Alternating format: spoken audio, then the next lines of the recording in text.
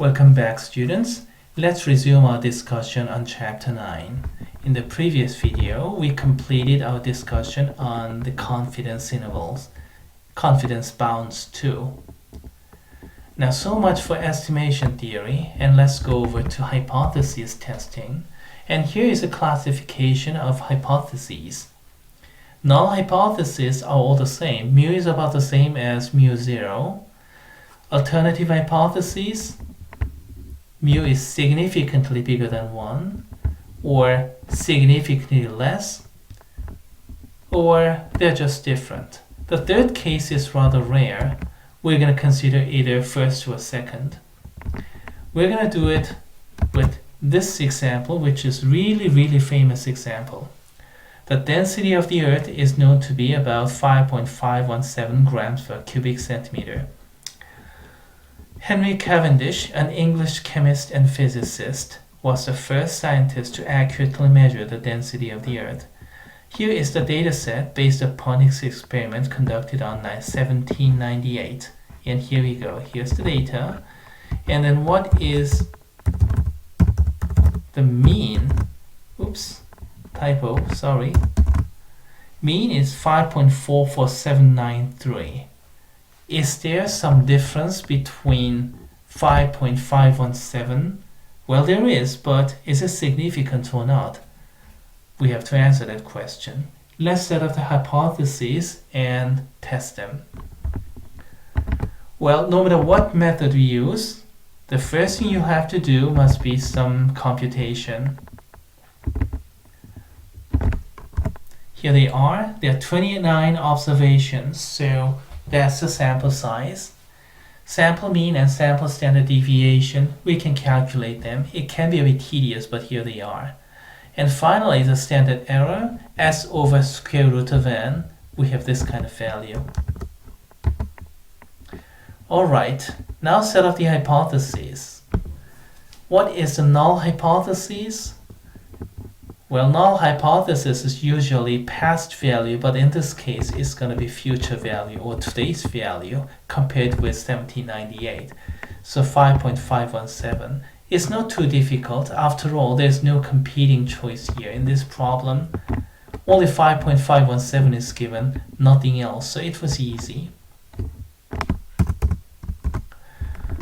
Alternative hypothesis, on the other hand, is going to be less than that. As a matter of fact, oh no, I didn't raise it, it's here. 5.44793 is the sample mean, and that's less than 5.517, so let's assume whether it is significant less or not. Okay, now that we set up the hypothesis, let's draw some picture. This is the picture based upon the critical value method. We have those distribution around the null value as usual, and let's find out the critical value. And what we do, we're going to use the t-score in place of z-score. Oops, sorry, okay. End minus center over standard error, isn't it? And that's supposed to be t-value.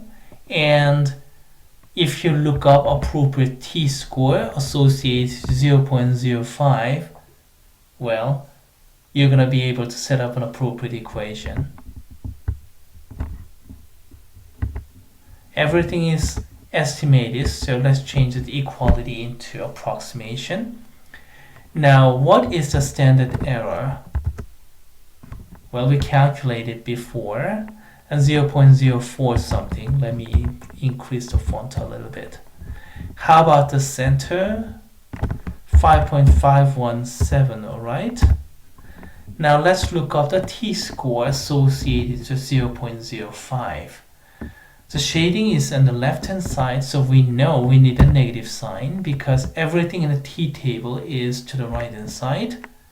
And let's go over the t-table. 5%, so it's going to be 0.05. We have to look up this column.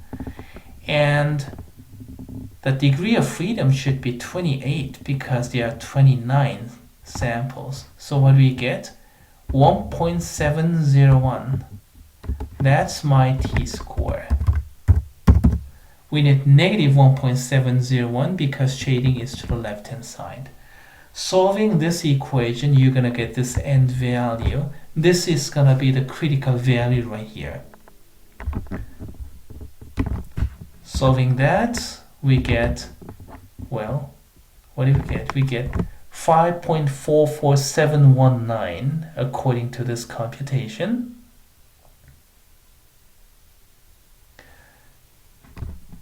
And that's a little bit less than 5.448, the x bar value. More precisely speaking, we have this kind of picture.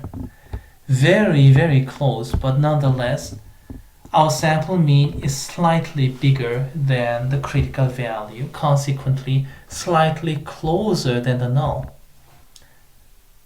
So what do? We accept the null hypothesis and reject the alternative hypothesis. No bias, everything is okay. At least in 5% of level of significance we can conclude like that. Very, very close. So any kind of wild guessing will just yield 50-50. Now this is the most preferred method that I'd like to emphasize, but for some people who may prefer alternative method, probability method, but please be warned, this is not going to work very well. Okay, same sample statistics, same hypotheses, but we have a little bit different initial picture. We have this t-graph associated to the center, which is the null value 5.517, and then x bar value is a little bit to the left, and we want to find out the probability p-value, just like the way we did for z curves. But then again, this is not going to be so easy. If you look up this z table here, which was provided by this blackboard somewhere, well, it just gives you critical t-scores, no probability. So this table is not really helping. So what do? Let's go to our textbook and let's go to page 720, and we have to use this table. For t-score and degree of freedom, we have appropriate probabilities there, but this table is very, very crude. How crude? Let me show you. Let's do some computation. So let's find out the t-score, right? End minus center over standard error. And what was the standard error, by the way? Here it is, 0.04 something.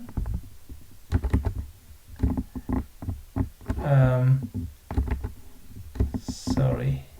Okay, it's here. And the center,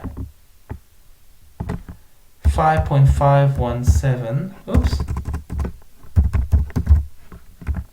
I better increase the font a little bit further.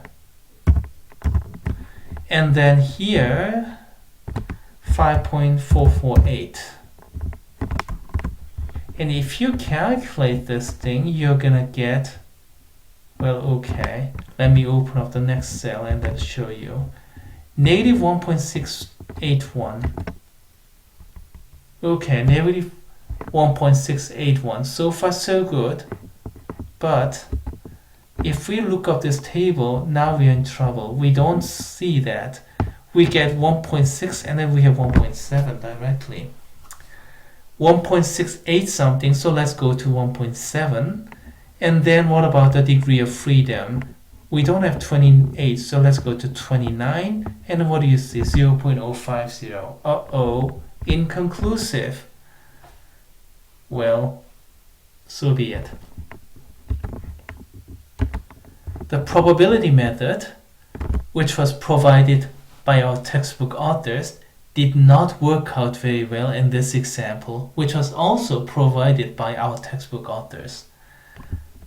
Well, here in this final picture, I use Mathematica's computation based upon advanced calculus, and we got a little bit bigger p-value here. P equals to about 0.051 something, greater than 0.05, so we have the null hypothesis. But with with this t-table provided in our textbook, we can't do this. So I do not like to emphasize this probability value method very much, and that's the reason I did not emphasize it as much for chapter 8 for z-table either. The solution number 1, critical value method, remains as the preferred method. Here's the initial picture. Around null value, we have this distribution, and we are looking for the critical value associated to 0.05. And look up t-table to get this 1.701. And we need this negative sign because we have the shading in the left-hand side. Solving that, we get this critical value.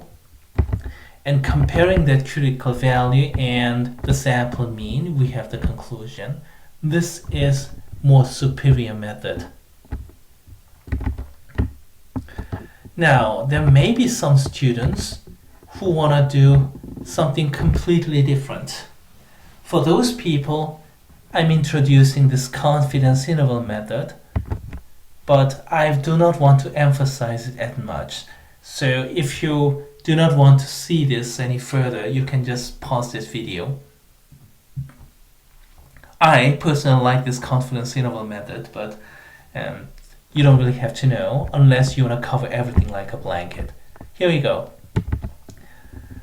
Same sample statistics and same hypotheses, but the initial picture is wildly different. You're looking for a confidence interval based upon this sample statistic, and 5.517, that's bigger than 5.448. So you're looking for upper confidence bound, and confidence interval goes all the way up to negative infinity. And see if this 5.517 is in the confidence interval, this blue region, or not. If it is in the confidence interval, then it is close enough to this sample mean, so we're going to accept null hypothesis. If it is too far away, then it's going to be alternative hypothesis.